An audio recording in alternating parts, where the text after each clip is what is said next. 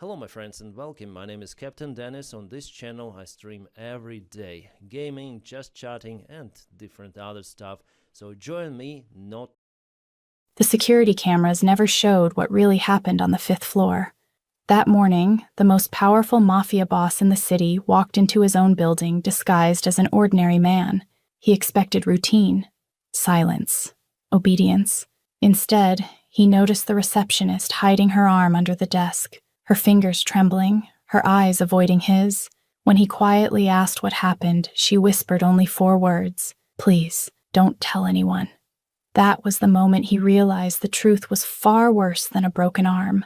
The morning fog hadn't lifted yet when Marcus Romano stepped out of the black SUV 3 blocks away from the Sentinel Tower. He wore no tailored suit today, no diamond cufflinks, no Italian leather shoes that cost more than most people's monthly rent. Instead, he looked like anyone else. Faded jeans, a worn gray jacket, sneakers that had seen better days. His normally slicked-back dark hair fell loosely across his forehead. He'd even left his expensive watch at home. No one would recognize him. That was the point. Marcus Romano was a name whispered in fear across the city. The young Mafia boss who'd inherited an empire at 28 and expanded it ruthlessly. Banks, real estate, nightclubs, construction companies, all legitimate on paper, all hiding something darker underneath. But the Sentinel Tower was different. It was clean, completely legal. A 12-story office building housing tech startups, law firms, and consulting agencies. His accountant had purchased it 2 years ago under a shell corporation. Marcus had never even visited. Until today. Because 3 days ago, his head of security had flagged something unusual in the building's financial reports. Small discrepancies, missing petty cash, unusual overtime charges that didn't match security footage. Someone was stealing from him. Marcus didn't care about the money. It was pocket change. But he cared about the principle. Someone in that building thought they could take what was his. Someone believed they were smart enough, safe enough, invisible enough. They were wrong. So he'd decided to see for himself. No warning, no advance notice. Just walk in like any other visitor and watch. The early morning streets were quiet as Marcus approached the building. Sentinel Tower stood tall against the gray sky, all glass and steel reflecting the clouds.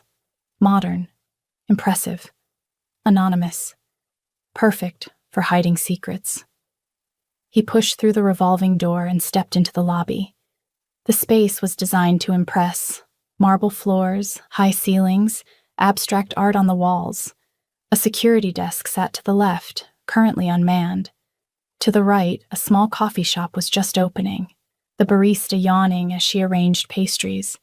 And directly ahead, behind a sleek white reception desk, sat a young woman.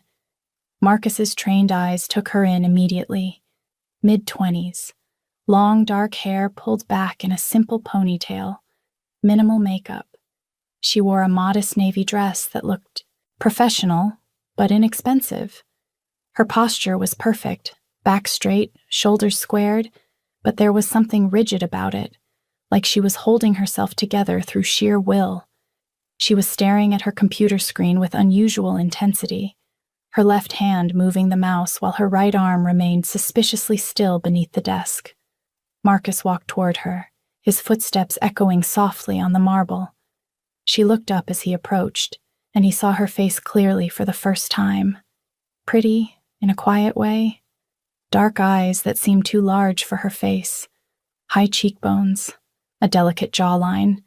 But it was her expression that caught his attention. Carefully neutral, professionally pleasant, and utterly exhausted. "Good morning," she said, and her voice was soft but steady. "Welcome to Sentinel Tower. How can I help you?" "Morning," Marcus replied, deliberately keeping his voice casual. "I have a meeting with someone on the 7th floor. Klein and Associates?" It was a lie. There was no meeting, but she didn't need to know that. "Of course." She turned to her computer, and that's when Marcus noticed her wince. Just a fraction of movement, barely visible, but it was there. Pain, quickly suppressed. Her right arm remained hidden under the desk. "Klein and Associates is in suite 704, she said, pulling up the information. "The elevators are just behind me. You'll need a visitor's badge. I can print one for you if you provide an ID." "Sure." Marcus pulled out a fake driver's license, one of many he kept for occasions like this. The name read, Michael Ross. She took it with her left hand, glanced at it briefly, then placed it on the scanner. Her movements were efficient but careful. Everything done with her left hand. "Thank you, Mr. Ross," she said, handing back both the ID and a temporary badge. "Suite 704, 7th floor. The meeting rooms are to the right when you exit the elevator." "Appreciate it." Marcus took the badge but didn't move. Instead, he let his gaze drift casually around the lobby, giving himself an excuse to linger. "This is a nice building. You been working here long?" A flicker of something crossed her face. Surprise, maybe, or wariness. Most people didn't make small talk with receptionists. "About a year?" she said carefully. "You like it?" It's fine." Her smile was practiced, automatic. "I hope you have a good meeting, Mr. Ross." It was a polite dismissal. Marcus recognized it immediately. She wanted him to leave. Not because she was rude, but because she was afraid someone might notice them talking. "Thanks," he said, and walked toward the elevators. But he didn't go to the 7th floor. Instead, he pressed the button for the 5th floor, the building's management and administrative offices. According to his research, that's where the real power sat. The building manager, the HR department, the executives who ran day-to-day operations. The elevator doors opened to reveal a long hallway, with glass-walled offices on either side. Everything looked professional, clean, ordinary.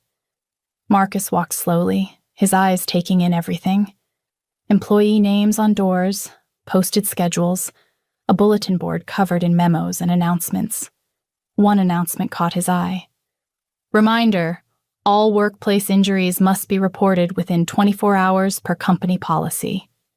Interesting. He continued down the hall until he reached a corner office with a name plaque that read, "Richard Shaw, Building Manager." The office was empty, but through the glass walls, Marcus could see a desk covered in papers, coffee-stained files, and a nameplate that had clearly been there for years. He memorized the name, Richard Shaw. Then he turned and took the stairs back down to the lobby. The receptionist was still at her desk, but now she was on the phone, her voice low and tense. "I understand that, but I need to—" She paused, listening, and her shoulders drew up tight. "No, I wasn't trying to— I'm sorry. Yes, I understand.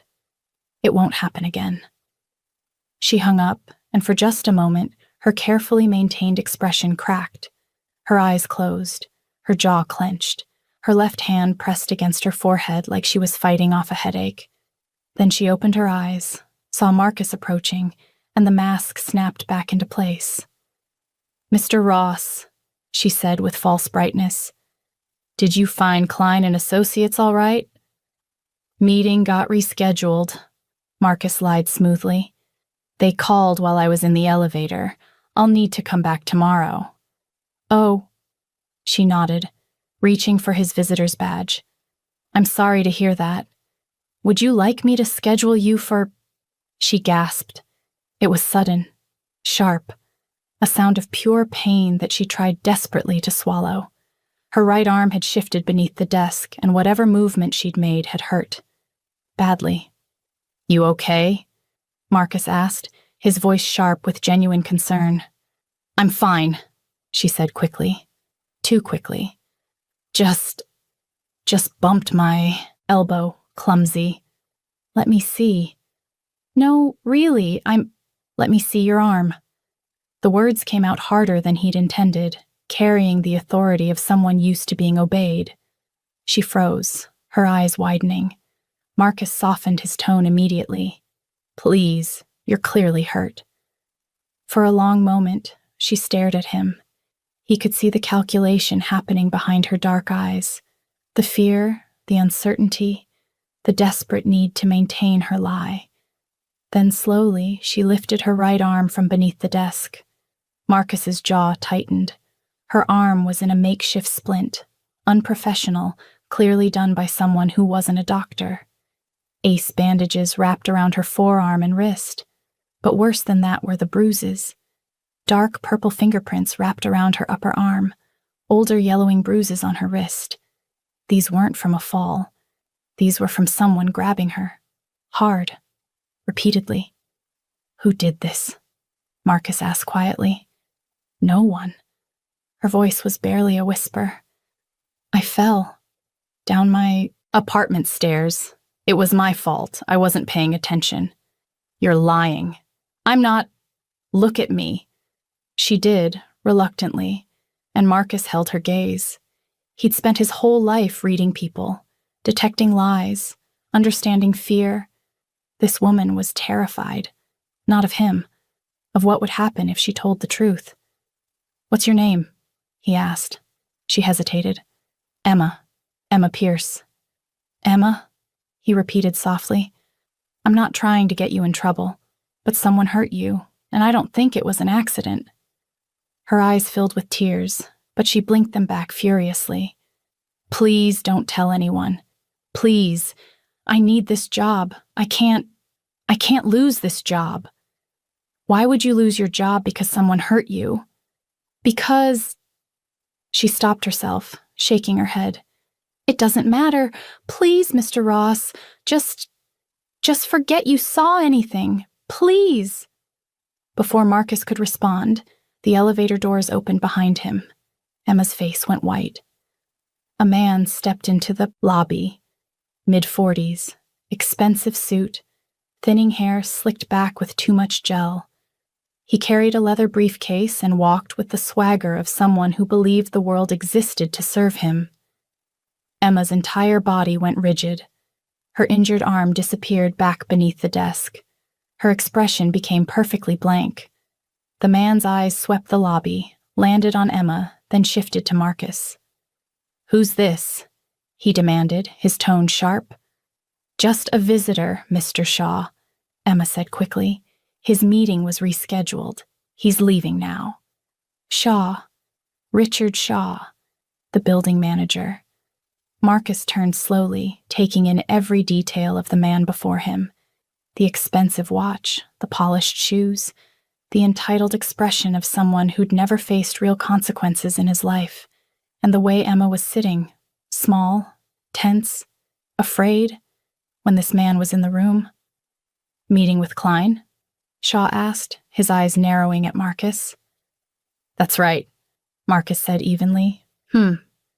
Shaw looked him up and down, with barely concealed disdain. "Well, don't waste our receptionist's time. She has actual work to do." "Understood," Marcus said, his voice mild. He turned back to Emma. She wouldn't meet his eyes. "Thank you for your help, Emma," he said quietly. She nodded once, stiffly. "Have a good day, Mr. Ross." Marcus walked out of the building, but he didn't leave. Instead, he crossed the street and found a coffee shop with a clear view of Sentinel Tower's entrance. He ordered a black coffee, sat by the window, and watched. Watched Richard Shaw leave an hour later, climbing into a BMW with a smug expression.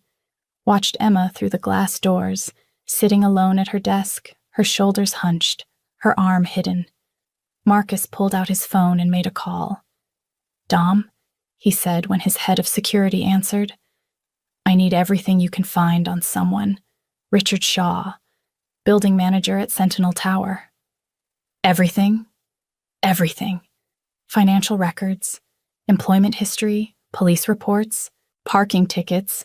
I don't care how small. I want to know what this man had for breakfast 3 years ago." "Got it. When do you need it?" "Yesterday." Marcus hung up and took a sip of his coffee, his eyes never leaving the building. Something was very wrong at Sentinel Tower, and Emma Pierce was at the center of it. He would find out why. Marcus returned to Sentinel Tower the next morning. Same worn clothes, same fake ID, same visitor's badge. But this time, he paid attention to everything. Emma was at her desk again, looking even more exhausted than the day before. Dark circles shadowed her eyes. Her left hand clutched a coffee cup like it was the only thing keeping her upright. "Mr. Ross," she said when she saw him, and there was a note of weary resignation in her voice. "Back for your rescheduled meeting?" "That's right. Klein and Associates, 9 o'clock. She printed his badge without comment, but as she handed it to him, Marcus noticed something new, a bruise on her collarbone, just visible above the neckline of her dress. Fresh, maybe a day old. "Emma, your meeting is on the 7th floor, she interrupted, her voice flat. "Suite 704. Have a good day?" She wouldn't look at him. Marcus took the badge and headed for the elevator, but he didn't go to the 7th floor. Not yet. Instead, he found himself back on the 5th floor, walking past the administrative offices. This time, the building manager's office wasn't empty. Richard Shaw sat behind his desk, feet propped up, talking loudly on his phone. "I don't care what HR says," Shaw barked into the receiver. "She's lucky she still has a job after that stunt. If she keeps causing problems, she's gone. I don't care if she's been here a year. She's replaceable." Marcus kept walking, but the words echoed in his mind. She's replaceable. He spent the next 3 hours exploring the building, sitting in the small coffee shop in the lobby, observing, talking to the barista, who mentioned how sweet but sad the receptionist was, wandering the halls, listening to conversations, learning the building's rhythm, and what he learned made his blood run cold. Emma Pierce was invisible here. She greeted people with professional courtesy, but no one greeted her back. She worked through her lunch break. She stayed late. She never complained. And everyone ignored her, except Richard Shaw. At 2:01 p.m., Shaw came down to the lobby. Emma visibly tensed when she saw him. "Pierce," he snapped. "My office. Now." "But, Mr. Shaw, I can't leave the desk unattended. Did I ask for excuses?" "No, sir." "Then move." Emma stood slowly, cradling her injured arm, and followed Shaw to the elevator. Marcus watched from his seat in the coffee shop, his hands clenched around his cup. She was gone for exactly 12 minutes. When she returned, her eyes were red.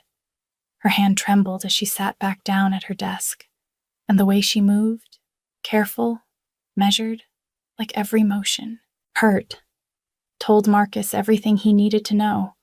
Whatever happened in that office had nothing to do with work.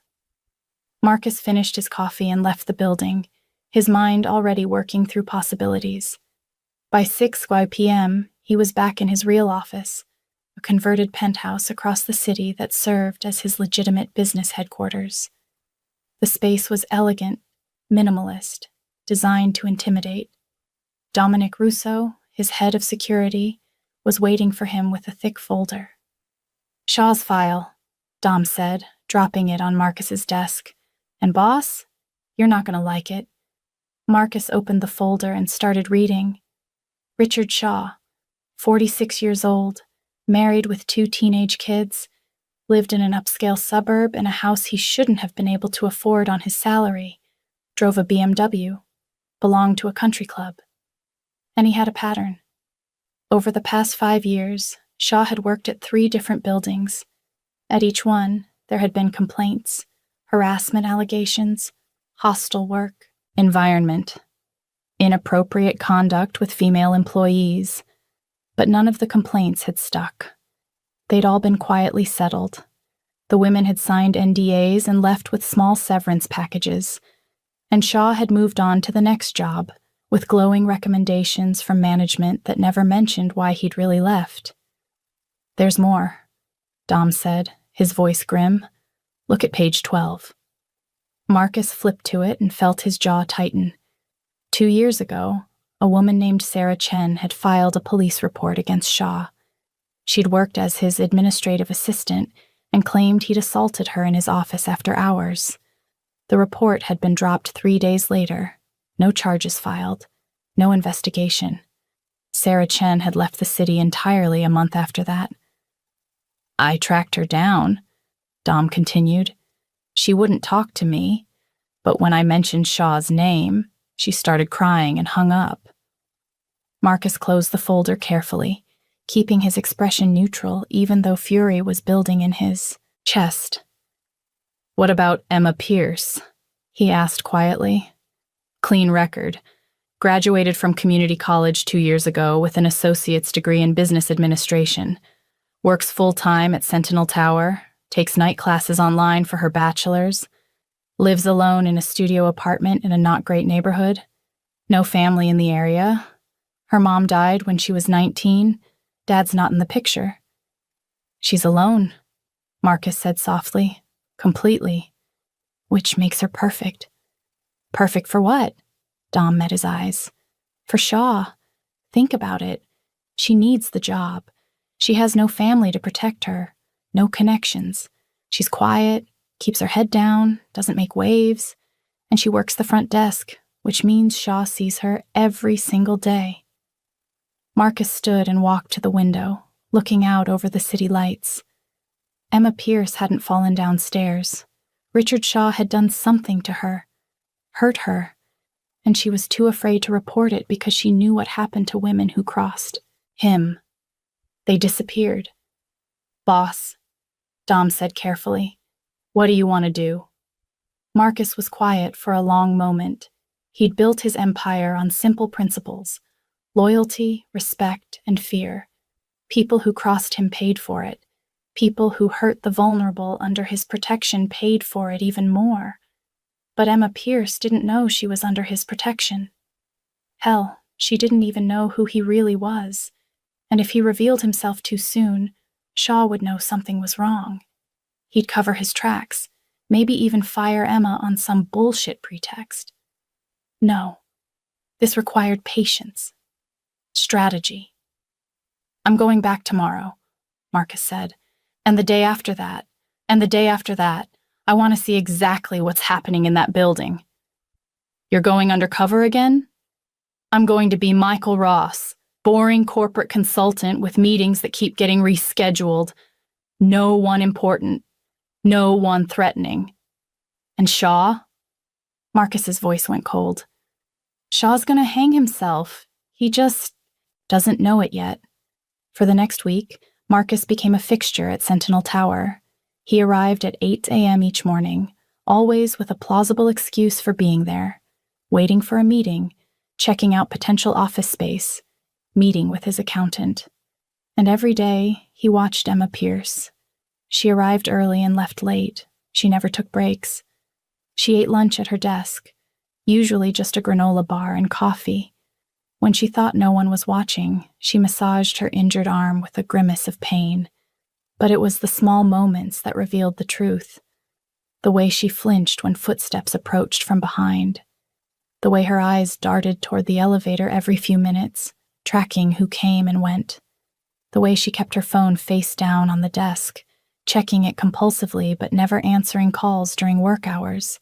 She was living in constant fear, and the source of that fear became obvious on Marcus's 4th day of observation. He was sitting in the lobby coffee shop when Richard Shaw appeared, his expression thunderous. "Pierce!" he bellowed from across the lobby. "What the hell is this?" Emma stood quickly, nearly knocking over her coffee cup. "Mr. Shaw, You sent the Henderson contract to the wrong floor." Shaw stalked toward her desk, his voice rising. "Do you have any idea what you've done? That's confidential information." "I'm so sorry, sir. I must have misread the—" "You must have misread. You must have misread." Shaw slammed his hand down on her desk, making Emma jump. "That's your excuse. You're incompetent." People in the lobby had stopped to stare. A woman waiting for the elevator clutched her purse tighter. The security guard shifted uncomfortably, but no one intervened. "Mr. Shaw, please, I'll fix it right now." "You'll fix it? You can't fix stupid, Pierce. Shaw leaned forward, his face inches from hers. Maybe if you spent less time flirting with visitors and more time doing your damn job, we wouldn't have this problem. Emma's face went scarlet. Tears filled her eyes, but she blinked them back. I understand, sir. I'm sorry. You're always sorry, Shaw sneered. That's all you ever are. Sorry and useless. I should have fired you months ago. He turned and stormed back toward the elevator, leaving Emma standing there, shaking. The lobby returned to normal within seconds. Everyone went back to their phones, their coffee, their conversations. Everyone except Marcus. He watched Emma sink back into her chair, her left hand covering her mouth as she struggled not to cry. Watched her take slow, deep breaths.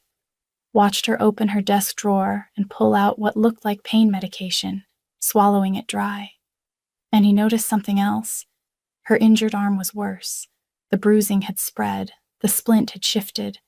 She was in serious pain, but she hadn't gone to a doctor. Why? Marcus stood and walked to her desk. She didn't notice him at first, too focused on blinking away tears and trying to compose herself. Emma, he said quietly. She looked up, and her expression shifted immediately, professional mask slamming back into place despite her red-rimmed eyes. Mr. Ross, she said, her voice strained. I'm sorry, I didn't see you come in. Are you here for— Stop, Marcus interrupted gently. You don't have to apologize to me. She stared at him, confusion flickering across her face. What just happened? Marcus continued, keeping his voice low and calm. That wasn't okay. The way he spoke to you— It's fine, Emma said quickly. I made a mistake. He had every right to be upset. No, he didn't. Mr. Ross, he humiliated you in front of everyone. That's not about a misfiled contract. That's about power. Emma's hands clenched in her lap. Please don't. Please don't say anything. Why? Marcus asked. Why are you protecting him? For a moment, he thought she might tell him. Her eyes met his, and he saw the desperate need to trust someone, to share the weight she'd been carrying alone. Then her expression shuddered. Because I need this job, she whispered. Because I have student loans and rent, and I'm trying to finish my degree. Because I'm nobody, and he's management. And if I complain, I'm the one who will disappear. The words hung between them, heavy with bitter truth. You're not nobody, Marcus said quietly. Emma's eyes filled with tears again. You don't understand.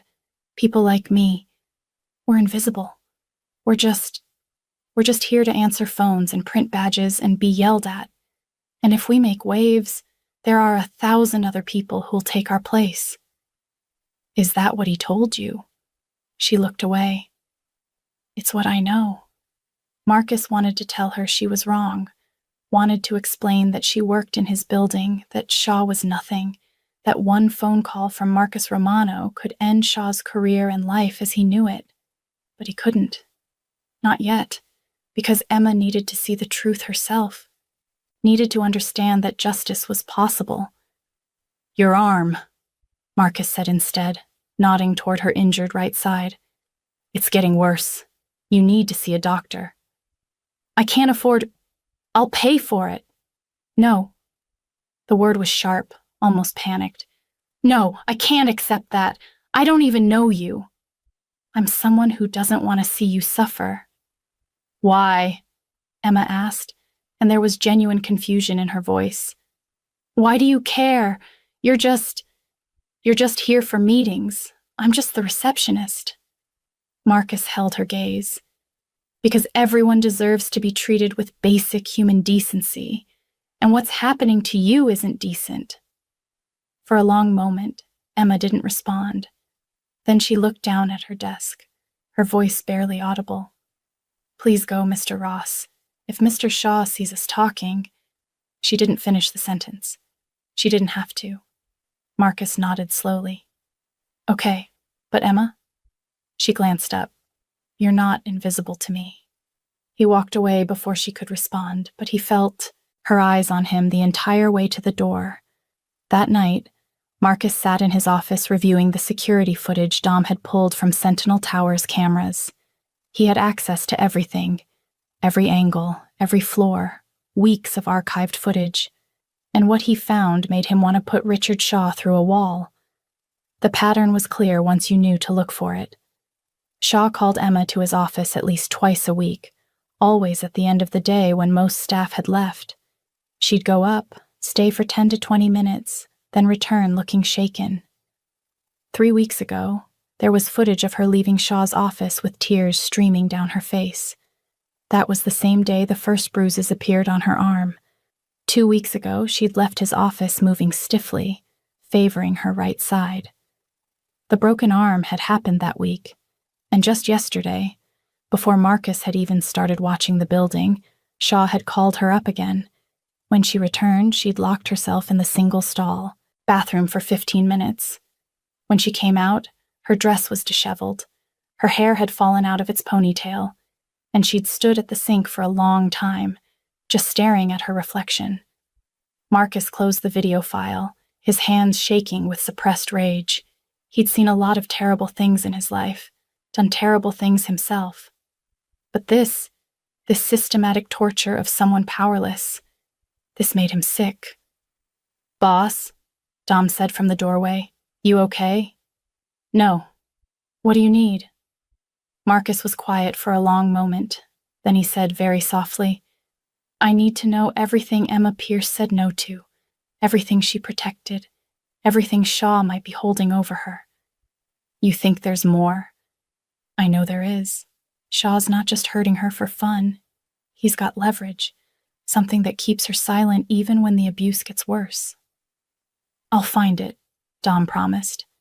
"And Dom, I want options. Non-lethal options for dealing with Shaw. I'm not going to kill him." "You're not?" "No." Marcus's smile was cold and merciless. "I'm going to destroy him in a way that makes him wish I had." 2 days later, Dom called Marcus at 3 a.m. "I found it," he said without preamble. "Boss, I found what Shaw's using against Emma." Marcus was already reaching for his clothes. "Tell me." "Her brother." Marcus froze. "What brother? Your background check said she had no family." "That's what I thought too, but I dug deeper. Emma has a younger brother named Daniel. He's 21, lives in Nevada, and he's in serious trouble." "What kind of trouble?" "The kind that ends in prison time if the wrong person finds out. 6 months ago, Daniel got involved with some bad people, drug dealers. He was desperate for money, so he agreed to be a courier. Small stuff at first, but then they pushed him into more serious work." "And?" Marcus prompted, already seeing where this was going. "And 3 months ago, Daniel tried to back out. The dealers threatened him. He panicked and went to Emma. She was his only family. Of course he went to her." "What did she do?" "She tried to help him, used her savings to pay off part of his debt, but it wasn't enough. The dealers wanted the full amount, plus interest, $20,000. Emma didn't have it." Marcus closed his eyes. "Shaw found out." "Shaw found out," Dom confirmed. "I don't know how. Maybe Emma was stressed at work. Maybe she made a phone call Shaw overheard. But somehow he figured out that Emma's brother was vulnerable. And Shaw offered to help. Let me guess. For a price. He paid off Daniel's debt in full, got the dealers to leave him alone, even helped Daniel get a clean record. The drug charges disappeared. The kid's free now, working at a gas station in Nevada, completely oblivious. And in exchange, Emma became Shaw's property," Marcus said flatly. "Exactly. Shaw owns her. If she reports him, he'll make sure Daniel's drug connections come back. He'll destroy the kid's life. He's made that very clear to Emma." Marcus sat down heavily on the edge of his bed, the full horror of the situation washing over him. Emma Pierce wasn't just being abused. She was being blackmailed into silence by a man who held her brother's freedom in his hands. Every time Shaw hurt her, she had to stay quiet. Every time he humiliated her, she had to smile and thank him. Every time he called her to his office, she had to go, because saying no meant condemning her brother to prison or worse. "There's more," Dom said quietly. "I pulled Shaw's financial records. That $20,000 he gave Emma, it didn't come from his salary. It came from a separate account he's been using to skim money from building operations for years. He's embezzling. Big time. Shaw's been stealing from Sentinel Tower since the day he started. Fake invoices, inflated maintenance costs, padding payroll. He's taken at least $200,000 over the past 2 years. Marcus's mind was already working through the implications. So Shaw paid off Daniel's debt with stolen money. Yep. Which means Shaw has 2 secrets to protect: his embezzlement and what he's doing to Emma. If either one comes out, he's finished. And Emma has no idea Shaw's vulnerable too, Marcus said softly. She thinks he's untouchable. That's why she won't fight back. What do you want to do, boss? Marcus stood and walked to his window, looking out at the city. Dawn was beginning to break, painting the sky in shades of orange and gold. What did he want to do? The easy answer was violence. Marcus could have Shaw disappeared by nightfall, could make it look like an accident, or a robbery, or nothing at all. Shaw would simply cease to exist, and the world would be better for it. But that wouldn't help Emma. If Shaw disappeared suddenly, there would be investigations, questions. Emma might even be implicated, especially if anyone found out she had a connection to him, and Emma would still believe she was powerless. Still believe that people like her couldn't win against people like Shaw. No. Marcus needed to give Emma something better than revenge. He needed to give her justice and agency, and proof that she wasn't invisible after all. Set up a meeting, Marcus said. I want to talk to Emma, not at the building, somewhere private. She's not going to agree to meet a stranger outside of work. Then make it not seem strange. Tell her. Tell her I'm from a legal aid organization that helps workers dealing with harassment. Tell her we received an anonymous tip about conditions at Sentinel Tower, and we'd like to speak with her confidentially. Boss, do it. Dom sighed. You're really invested in this girl. I'm invested in making sure Shaw doesn't destroy another life, Marcus corrected. Emma just happens to be his current victim. But even as he said it, Marcus knew it was more than that. There was something about Emma Pierce, her quiet strength, her determination to protect her brother even at the cost of her own safety, that reminded him of someone, reminded him of his younger self before he'd had power, when he'd been just another poor kid from a broken home, trying to survive in a world that didn't care if he lived or died. Someone had helped him then, had seen potential in a skinny teenager with anger issues, and given him a chance. Maybe it was time Marcus paid that forward. Emma sat in the small cafe, her hands wrapped around a cup of tea she hadn't touched, and tried not to look as terrified as she felt. The email had arrived that morning, professional, formal, claiming to be from something called the Workers' Rights Legal Group. They'd said they were investigating labor violations at Sentinel Tower and wanted to speak with her confidentially about her employment experience. Emma's first instinct had been to delete it. Her second instinct had been to panic. Her third instinct, the one she'd reluctantly followed, was to show up, because maybe, just maybe, this was a way out. The cafe was quiet at 6 p.m. on a weekday. A few students tapped at laptops in the corner. An elderly couple shared a dessert near the window, and Emma sat alone at a small table, watching the door with mounting anxiety. Then it opened, and Michael Ross walked in. Emma's breath caught. What was he doing here? He couldn't be, but he was walking toward her table, his expression gentle and concerned, and Emma realized with a sinking feeling that this meeting had never been about a legal aid organization at all. "Emma," he said quietly, stopping a few feet away, "thank you for coming." "You," she whispered. "The email was from you?" "Not exactly, but I'm the one who wanted to talk to you." Emma started to stand. "I have to go."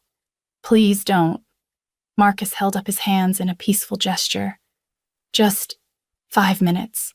That's all I'm asking." "Why? Why are you doing this? Who are you?" "Someone who wants to help." "I don't need help."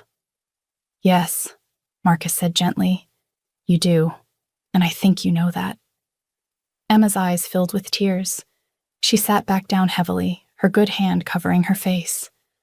"I can't," she whispered. "You don't understand. I can't talk to you. I can't talk to anyone." Marcus sat down across from her, maintaining a careful distance. "It's your brother, isn't it, Daniel? That's why you can't speak up." Emma's head snapped up, her eyes wide with horror. "How do you—" "I know Richard Shaw paid off Daniel's debt to some very dangerous people," Marcus said quietly. "I know he's been using that as leverage to control you, and I know he's been hurting you for months." "Stop," Emma pleaded. "Please stop. If Shaw finds out I talk to you—" "Shaw isn't going to find out, and more importantly, Shaw isn't going to hurt you anymore." "You don't understand. He has connections. He knows people. If I report him, Daniel will—" "Daniel is safe," Marcus interrupted. "The people Shaw claimed to protect your brother from? They're already gone. They've been arrested on federal charges. Your brother isn't in danger anymore." Emma stared at him, her mouth opening and closing without sound. "How—" she finally managed. "How do you know that?" Marcus met her eyes steadily. "Because I made sure they were arrested this morning." The cafe seemed to tilt around Emma. "That's impossible. You're just a consultant or whatever. You can't just—" "I'm not a consultant," Marcus said simply. "And I can." Emma shook her head, trying to process this. "I don't understand. Why would you do that? You don't even know me. You don't know Daniel." "I know enough," Marcus said. "I know that Richard Shaw is a predator who's been using your love for your brother to torture you. I know you've been coming to work every day with broken bones and bruises because you're trying to protect Daniel. I know you're exhausted and in pain, and you've been carrying this alone for way too long." "But, Emma, when was the last time someone helped you?" Marcus asked gently. "When was the last time someone saw you were hurting and actually did something about it?" The tears came then, finally breaking through Emma's carefully maintained control. She covered her face with her left hand, her shoulders shaking with silent sobs. Marcus waited patiently, letting her cry. After a few minutes, he slid a napkin across the table. "Thank you," Emma whispered, wiping her eyes. "I'm sorry, don't apologize. I feel like I'm going crazy, like this can't be real." "It's real," Marcus assured her. "And Emma, Shaw doesn't have power over you anymore. Your brother is safe. The leverage Shaw was using is gone." Emma looked up at him, hope and fear warring in her expression. "But Shaw he still hurt me. And if I report it now, he'll deny everything. It's my word against his. He'll say I'm lying, that I'm trying to get money, He can't deny the evidence." "What evidence? I never reported anything. There are no medical records, no witnesses." Marcus pulled out his phone, opened a video file, and turned the screen toward Emma. "Security footage from Sentinel Tower, 3 weeks' worth. Every time Shaw called you to his office, every time he humiliated you in public. Everything." Emma stared at the phone, her face going pale. On the screen, she could see herself entering Shaw's office, could see the timestamp, could see the way Shaw closed the door behind her, the predatory smile on his face. She reached out and paused the video, her hand shaking. "How did you get this?" "I have access to a lot of things," Marcus said carefully. "The question is, what do you want to do with it?" I don't know what you mean." Marcus leaned forward slightly. "You have a choice, Emma. You can take this evidence and walk away. File a police report. Sue the company. I'll support you. However you want to handle this. Shaw will face consequences. Legal ones." "Or?" Emma asked, sensing there was more. "Or you can let me handle Shaw in a different way. A way that ensures he never hurts anyone again. A way that's more final." Emma's eyes widened. "You mean not what you're thinking," Marcus said quickly. "I'm not going to kill him, but I can destroy his life the way he tried to destroy yours. I can make sure everyone knows what he did. I can make sure he loses everything." "Why would you do that?" "Because I've spent my entire life dealing with men like Richard Shaw," Marcus said quietly. "Men who think power gives them the right to abuse people who can't fight back. And I'm very, very good at making them pay for it." Emma was quiet for a long moment, her mind racing. Part of her wanted to run, to pretend this conversation had never happened, to go back to her quiet, painful existence and hope that Shaw eventually got bored and moved on.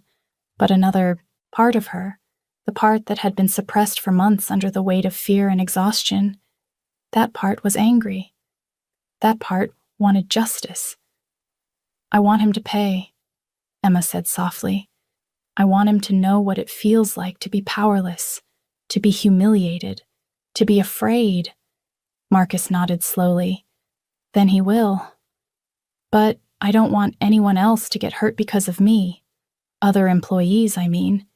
If this becomes a huge scandal, the building might close, people might lose their jobs." "They won't," Marcus assured her. "The building isn't going anywhere. Shaw is the problem, not Sentinel Tower. When he's gone, things will actually improve." "How can you be so sure?" Marcus smiled slightly. "Because I own the building, Emma." Emma's cup of tea slipped from her fingers, hitting the table with a soft thud. She couldn't form words. "My name isn't Michael Ross," Marcus continued calmly. "It's Marcus Romano. Sentinel Tower is one of several properties I acquired through investment companies a few years ago. I don't usually involve myself directly, but when I found out what was happening to you, I couldn't look away." Emma's mind was reeling. Marcus Romano. The name was familiar, whispered in certain circles, powerful, dangerous, connected. "You're..." Emma's voice dropped to a whisper. "People say you're in the Mafia." "People say a lot of things," Marcus replied neutrally. "Most of them are exaggerated, but yes, I have businesses and connections that aren't entirely conventional. And you've been watching me for days." "Yes. Why?" "Because I saw you hiding your broken arm," Marcus said simply, "and I recognized fear when I saw it. The rest was about finding out who had hurt you and why." Emma pressed her good hand against her forehead, trying to process this. "This is insane.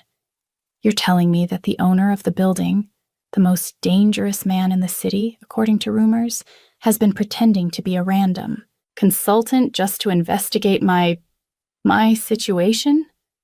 "That's an accurate summary, yes." "Why?"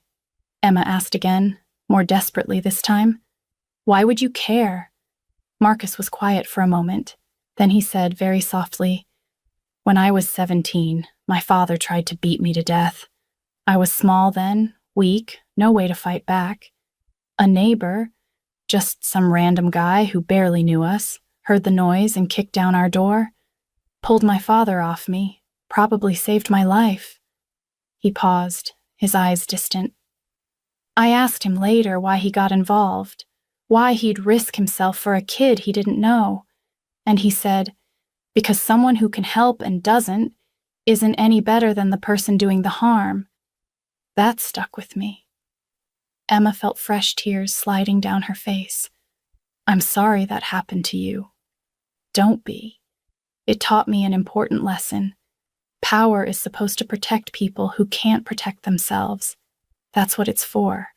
And if you have power and you use it to hurt the vulnerable, instead, Marcus's expression hardened. Then you don't deserve to have power at all. Shaw's going to fight back, Emma said quietly. When you come after him, he's not going to just accept it. Let him try. He has lawyers, connections, money. Marcus smiled, and it was a cold, predatory expression that made Emma suddenly remember exactly who she was talking to. Emma, Shaw is middle management at one of my buildings. I respect that you're worried, but understand. Richard Shaw is an insect, and I'm about to step on him. Richard Shaw walked into Sentinel Tower on Monday morning feeling invincible. The weekend had been perfect. Golf with his buddies, an expensive dinner, his wife none the wiser about the cash he'd been skimming. Life was good. And best of all, that mousy little receptionist was exactly where she belonged, behind her desk, quiet and obedient, her arm still wrapped in its pathetic homemade splint. Shaw smirked as he walked past her without acknowledgement. God, she was so weak, so easy to control. The elevator ride to his office was smooth. He unlocked his door, set down his briefcase, and was about to boot up his computer when he noticed something odd. There was a folder on his desk, a thick black folder with no label. Shaw frowned. He never left files on his desk over the weekend, and his assistant knew better than to leave things here without permission. Curious, he opened it, and went very, very still. The first page was a detailed breakdown of his financial embezzlement. Every fake invoice, every padded expense report, every dollar he'd stolen over the past 2 years. Numbers, dates, account transfers, all of it documented in meticulous detail. Shaw's hands started to shake. The second page was worse. Security camera stills. Emma Pierce entering his office. Timestamps. Incident reports he'd falsified. The third page made his blood run cold. It was a police report, filed early this morning. By Emma Pierce. Sexual harassment, assault, blackmail, coercion. And attached to the report was sworn testimony from Emma about the money Shaw had used to pay off her brother's debt, money that came from embezzled funds. No, Shaw whispered. No, no, no. His office phone rang, making him jump. He grabbed it. What? Mr. Shaw? His assistant's voice was nervous. There are police officers here to see you. What? And she paused. And there are people from the State Labor Board. And someone from the FBI? Shaw dropped the phone.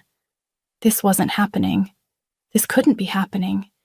He'd been so careful. He'd made sure Emma was too afraid to talk. He'd destroyed evidence. He'd covered his tracks. But as he stared at the folder on his desk, he realized the truth. Someone had been watching him. Someone had documented everything. Someone had been waiting for exactly the right moment to destroy him. The office door opened without warning. 3 police officers entered, their expressions professionally neutral. Richard Shaw? One of them asked. Shaw's voice cracked. I want a lawyer. You're going to need one. Please turn around and place your hands behind your back. As the handcuffs clicked around his wrists, Shaw caught sight of something else in the folder. A single business card, black with silver lettering. Marcus Romano. No, Shaw whispered again, but it was already too late. Emma watched from the lobby as police officers escorted Richard Shaw out of the building in handcuffs. She'd expected to feel triumphant, vindicated, relieved. Instead, she mostly felt numb. Other employees clustered around, whispering. Some looked shocked, others satisfied. A few were already pulling out their phones to gossip about it. Emma sat at her desk and tried to do her job, but her hands wouldn't stop shaking. Emma. She looked up to find Marcus standing there, dressed in an elegant suit this time, looking every inch the powerful man he actually was. Mr. Romano, she said quietly. Is it done? It's done. Shaw's been arrested on multiple charges: embezzlement, assault, fraud, blackmail. The FBI is involved now because he was stealing from a federally insured company. He's looking at serious prison time. Emma nodded slowly. Good. How are you feeling? Honestly, I don't know. Marcus gestured toward the elevator. Come on, let's talk somewhere private. They rode up to the 5th floor, Shaw's old office, which was now swarming with FBI agents collecting evidence. Marcus led Emma past them to a smaller conference room at the end of the hall. When the door closed, cutting off the chaos outside, Emma finally let herself breathe. I filed the police report this morning like you told me to, she said. It was really hard, telling them everything, admitting what he did. You were incredibly brave. I don't feel brave. I feel like I'm going to throw up. Marcus smiled, slightly. That's normal. You just took down a man who terrorized you for months. You're allowed to feel shaky. Emma sank into one of the conference room chairs, cradling her injured arm. What happens now? To me, I mean? Do I still have a job? Of course you still have a job. But Emma... Marcus sat down across from her. You don't have to stay at the front desk if you don't want to. Shaw's gone, but this building probably has some bad memories for you now. I need the paycheck, Emma said practically, and the health insurance. I'm finally going to get my arm looked at properly, but that requires insurance. What if I told you there's another option? Emma looked at him warily. What kind of option? I need a new building manager for Sentinel Tower, someone trustworthy, someone who understands what it's like to be at the bottom of the hierarchy, someone who'll actually care about the staff instead of terrorizing them. Emma's eyes widened. You're offering me Shaw's job? I'm offering you a management position, yes. It comes with a substantial pay increase, better benefits, and your own office on this floor. I don't have any management experience. You've been running the front desk efficiently for a year while dealing with abuse and a broken arm. Trust me, you're qualified. Emma shook her head slowly. I can't accept that. It's too much. Why? Because... She struggled for words. Because you're doing this out of pity, or guilt, or because you feel like you need to rescue me or something, and I don't want to be anyone's charity case. Marcus leaned forward, his expression serious. Emma, I'm not offering you this job because I feel sorry for you. I'm offering it because I saw how you handled yourself under impossible circumstances. You showed up every day despite being in pain and terrified. You protected your brother even when it cost you everything. You didn't break, even when Shaw tried his hardest to break you. That's not weakness. That's strength I can build on. But think of it this way. Shaw stole $200,000 from this building through his embezzlement. That money's being recovered by the FBI, and once the legal process is done, it'll come back to Sentinel Tower's operating budget. I'm going to use part of it to properly train a new building manager. That new manager is going to make sure every single employee in this building is treated with respect and dignity. And that manager is going to be someone who remembers what it feels like to be powerless. Emma was quiet for a long moment. I'd need to finish my degree first, she said finally. I'm only halfway through my bachelor's program. The job will include tuition reimbursement and flexible hours so you can attend classes. And my brother, Daniel, is he really safe? Completely safe. The people who threatened him are in federal custody. I've also arranged for Daniel to receive proper counseling and job training. He's got a clean slate. Emma's eyes filled with tears again. I don't know how to thank you. You don't have to thank me. Just promise me something. What? Promise me you'll never let anyone make you feel invisible again. You're not invisible, Emma. You never were. Emma wiped her eyes with her good hand. I promise. Good. Now go get that arm looked at. You're officially on paid medical leave until it heals. When you come back, we'll start your management training. Emma stood slowly, then hesitated. Mr. Romano, can I ask you something? Of course. Why did you do all this? Really? I know what you said about the neighbor who saved you, but there had to be easier ways to deal with Shaw. You didn't have to get this involved. Marcus was quiet for a moment. Then he said, A long time ago, someone told me that the measure of a man isn't how he treats his equals. It's how he treats people who can't fight back. Shaw treated you like you were nothing because he thought he could. I wanted to remind him that the people he thinks don't matter. They matter more than he ever will. Emma smiled, the first real smile Marcus had seen on her face. I think I'm going to like working for you, Mr. Romano. Call me Marcus. And I think I'm going to like having you on my team. 6 months later, Emma Pierce stood in her new office on the 5th floor of Sentinel Tower, looking out at the city and barely recognized her own life. Her arm had healed completely after surgery. The nightmares were fading. She'd finished her bachelor's degree and was already thinking about graduate school. But more than that, she'd found something she hadn't expected. Purpose.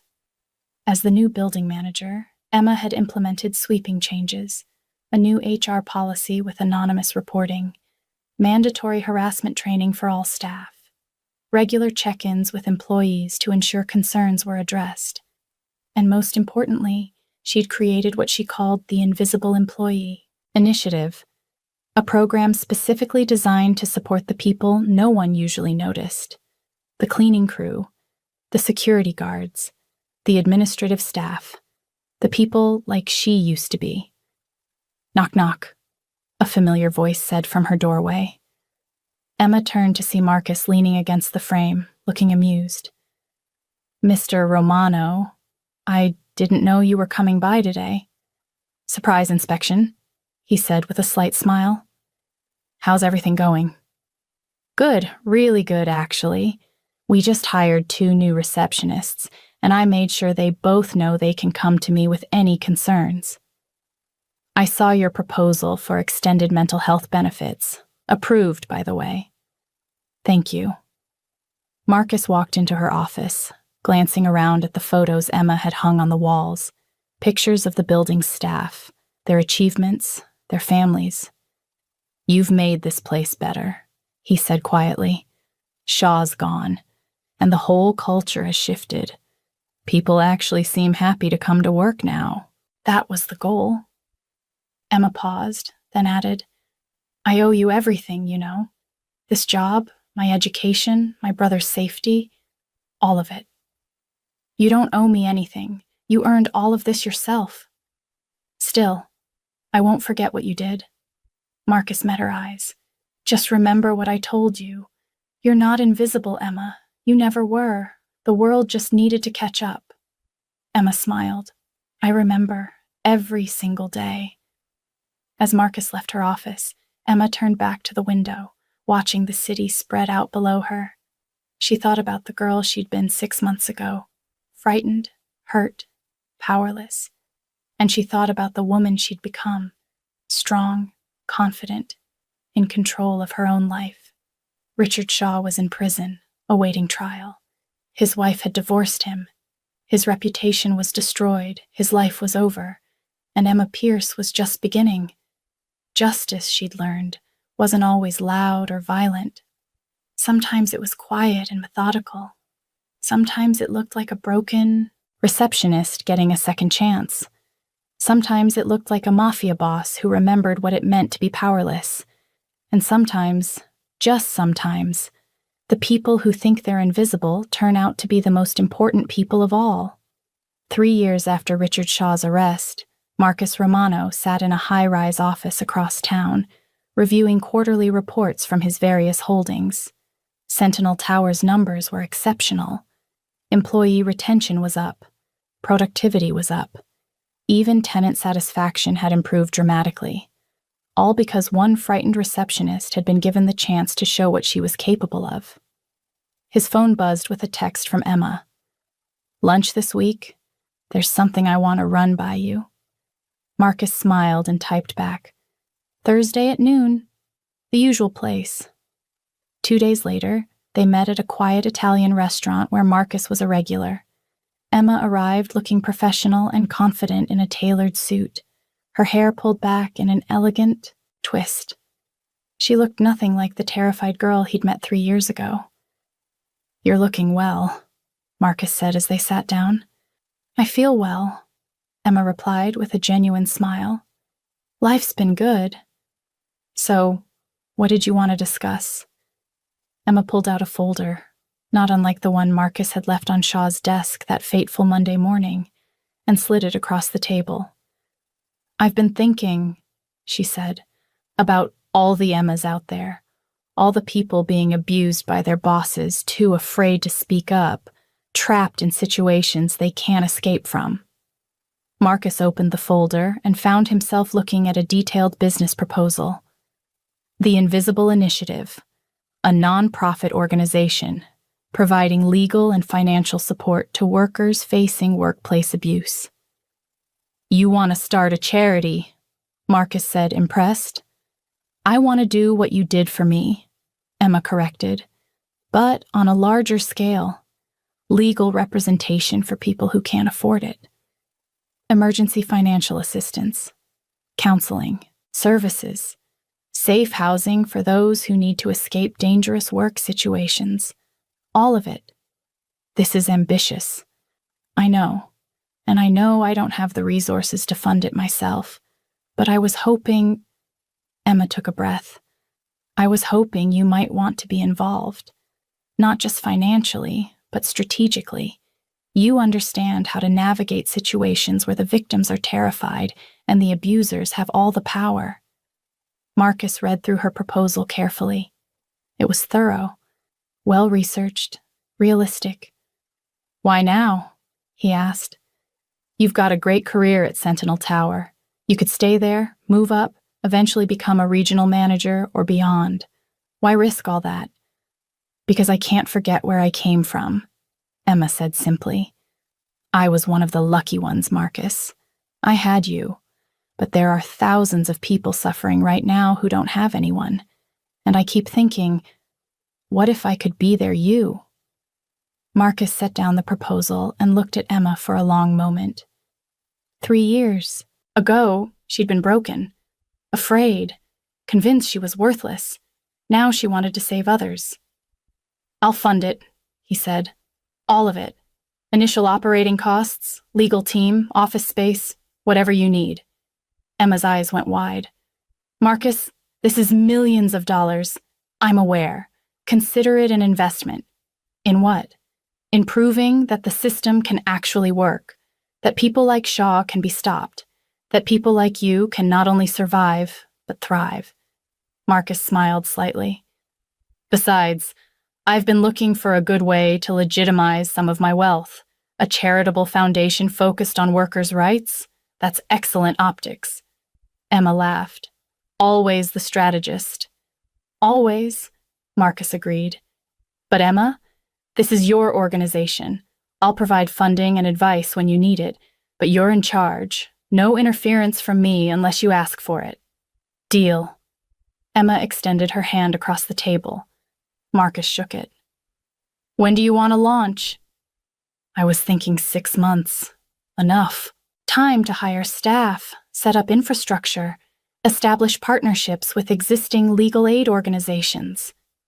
"Make it 3 months." 3? That's barely enough time to— "Emma, there are people suffering right now. Today, tomorrow. Every day we delay is another day someone's being hurt. 3 months, and I'll put my best people on it to help you get set up." Emma took a deep breath, then nodded. 3 months. The Invisible Initiative officially opened its doors on a rainy Tuesday morning in downtown Manhattan.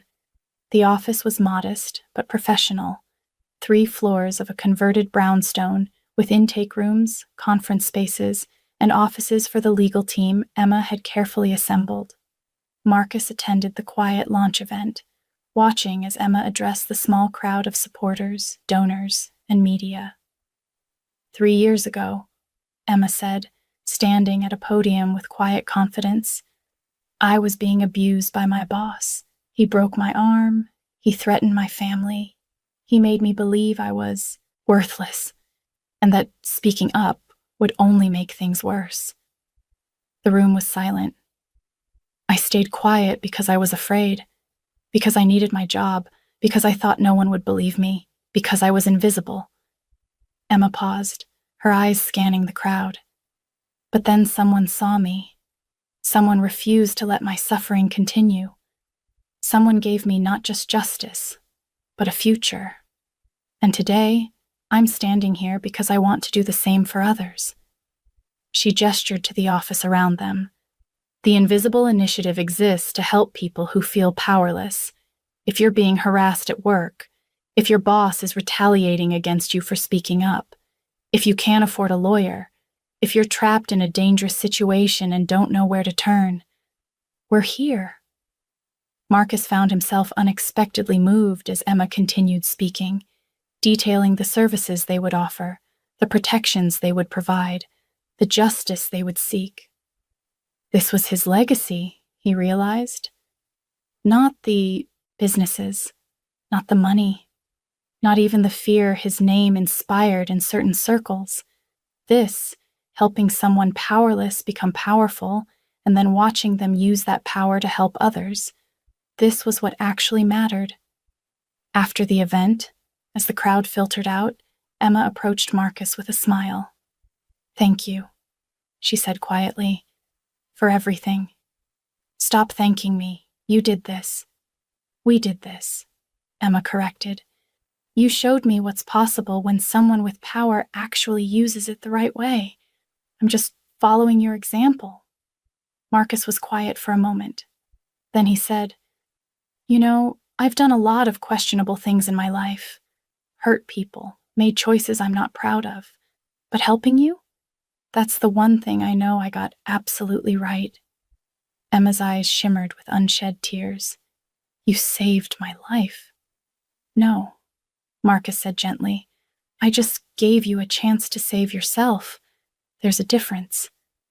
5 years later, the Invisible Initiative had grown beyond anything Emma had imagined. 3 offices across the country, a staff of 47, including lawyers, counselors, and advocates, hundreds of cases handled, dozens of workplace abusers held accountable, lives changed, futures restored. Emma herself had become something of a media figure, giving TED Talks, writing articles, appearing on news programs to discuss workplace harassment and systemic abuse. But she always credited the stranger who'd seen her hiding a broken arm and decided to care. Marcus watched from a distance, proud and satisfied. He'd never publicly confirmed his involvement with the initiative. Emma kept his identity confidential, referring to him only as a private donor who believed in second chances. That was fine with Marcus. He didn't need recognition. He had something better. The knowledge that Emma Pierce, who'd once been invisible, was now changing the world. And late at night, when Marcus reviewed reports from Sentinel Tower, he sometimes thought about that. Morning 5 years ago, when he'd walked into his own building and noticed a receptionist hiding her arm. He thought about all the ways that moment could have gone differently. He could have ignored it, could have sent someone else to investigate, could have handled it with cold efficiency, firing Shaw and moving on without a second thought. But instead, he'd gotten personally involved. He'd watched, listened, learned Emma's story, and in doing so, he'd remembered something important. Power wasn't about control, it was about responsibility. And sometimes the most powerful thing you could do was help someone invisible become visible. Richard Shaw served 8 years in federal prison for embezzlement. assault, and blackmail. When he was released, he found that his professional reputation was destroyed, his personal relationships were gone, and no one would hire him. He'd learned the hard way that people he thought didn't matter could, in fact, destroy him. Daniel Pierce, Emma's brother, graduated from community college and became a substance abuse counselor. He worked with at-risk youth, helping them avoid the mistakes he'd made. He never knew the full extent of what his sister had sacrificed to save him. Emma made sure of that. And Emma Pierce? She continued to run the Invisible Initiative, helping countless people find their voices, their strength, their justice. She never forgot what it felt like to be powerless, and she made damn sure no one else had to feel that way alone. On the 10th anniversary of the Invisible Initiative, Emma stood at a gala fundraiser, looking out at the crowd of supporters, donors, and staff. Marcus Romano stood at the back of the room, nursing a glass of whiskey, content to observe. Emma was giving a speech about the future of the organization, its expansion plans, its partnerships with international labor rights groups. She was confident, powerful, unstoppable. Nothing like the frightened girl hiding a broken arm behind a desk. After the speech, Emma made her way through the crowd toward Marcus. "You came," she said with a warm smile. "Wouldn't miss it." 10 years, Emma marveled. "Sometimes I still can't believe this is real." "Believe it. You built this." "We built it," Emma corrected. "I know you like to stay in the background, but this wouldn't exist without you." Marcus shrugged. "I was just in the right place at the right time." "No," Emma said firmly. "You were a powerful man who chose to care about someone powerless. That's not luck, Marcus. That's character." Before Marcus could respond, a young woman approached them nervously. "Ms. Pierce, I'm sorry to interrupt, but I wanted to thank you." She was barely 20, with anxious eyes and nervous hands. "I came to the initiative 6 months ago after my manager, She trailed off, struggling. Emma took her hand gently. "You don't have to explain. I understand. Your lawyers helped me, and the counselors, and the emergency housing fund. I got away, I'm safe now, and I'm in college, and I wanted you to know that you saved my life." "You saved your own life," Emma said softly. "I just helped you see that you could." The young woman nodded, tears in her eyes, and moved away. Marcus and Emma stood in silence for a moment. "That happens a lot," Emma said quietly. "People thanking me for saving them, but I always think about what you said. I just gave them a chance to save themselves. Still counts." "Does it ever feel like it's not enough?" Emma asked. "Like no matter how many people we help, there are always more who need it?" "Yes," Marcus admitted, "but that doesn't mean we stop trying." Emma smiled. "You know, I used to think powerful people were all like Shaw, people who use their power to hurt others, but you taught me something important." "What's that?" "That true power isn't about making people afraid of you. It's about making people believe in themselves." Emma turned to face him fully. "You gave me my life back, Marcus, and in doing so, you gave hundreds of other people their lives back too. That's real power." Marcus was quiet for a long moment. Then he raised his glass slightly. "To being invisible no more." Emma clinked her glass against his. "To being invisible no more." As the gala continued around them, Marcus Romano and Emma Pierce stood together, the Mafia boss and the Receptionist, now friends and partners in making the world slightly less cruel. Richard Shaw had thought Emma was invisible.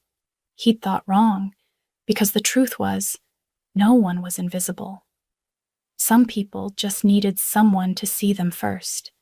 And once they were seen, once they understood their own worth, nothing could stop them. Not abuse, not fear, not men like Shaw who thought power meant the right to destroy. Emma Pierce had been invisible. Now she was a force of nature, and it had all started with a broken arm, a suspicious stranger, and the simple question, who did this to you?